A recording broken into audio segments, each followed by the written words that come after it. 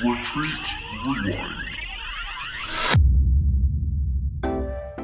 Hello and welcome to Retreat Rewind, the podcast by students about the truthful way we all live.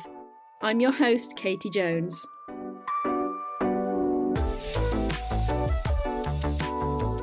So for today's episode, I'm joined by my housemates.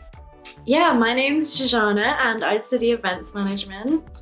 My name's Ryan and I study marketing. My name's Maddie and I study applied theatre.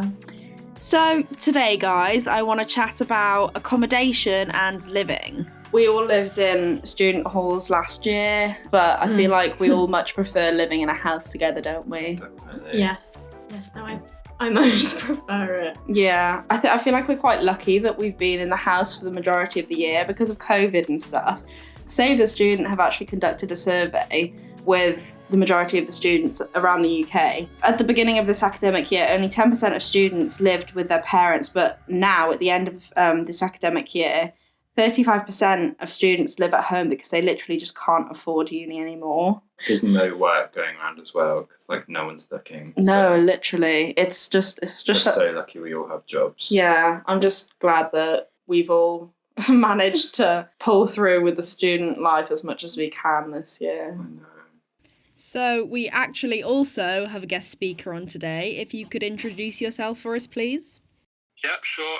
My name's Jake Butler. I'm the CEO at Save a Student, a student money website in the UK. So ever since the start of the pandemic, when it started around March 2020, we've seen a real kind of like spike in traffic to the website. Students getting in touch and students that have concerns about, pretty much everything to do with money. But obviously accommodation's been a very, very big part of that. Yeah, I was going to say, I was reading your stats on the website the other day, and hasn't it's increased from something like 10% at the start of the academic year to 35% of students living at home by this time, which I think is a crazy spike.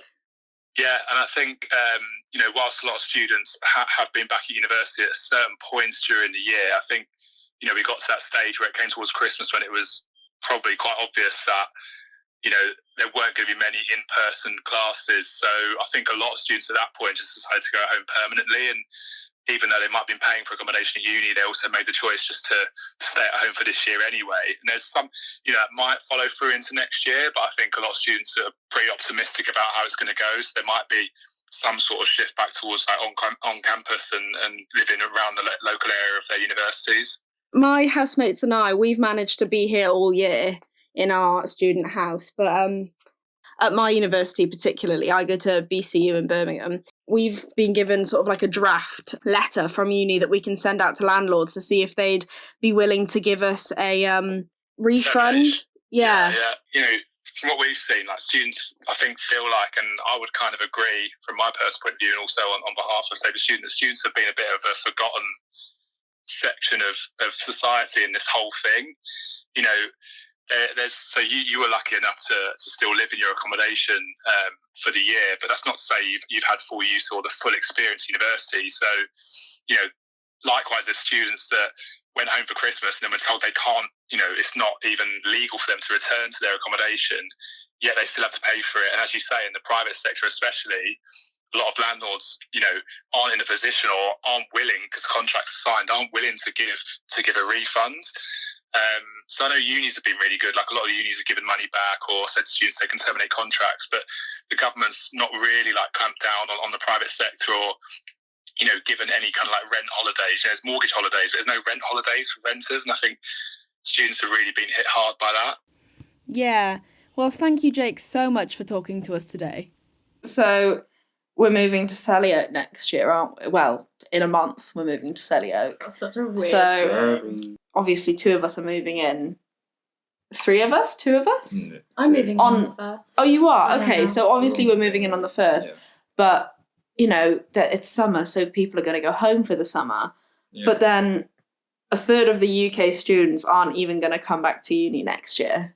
One of my friends is not coming back. No. Back to uni. I was like, that's actually quite sad. It is, because I feel like COVID's had such a big impact on the fact is it just that people can't be bothered to buy accommodation when they don't know if they're going into uni or not? Well, I think so. I mean, if we go into another lockdown and you have to stay in student halls like that, those halls in Manchester, one person got COVID, spread it throughout the entire building, and, you know, they couldn't go home. Like, I think a lot of people are just thinking, like, we might as well stay at home. Mm-hmm.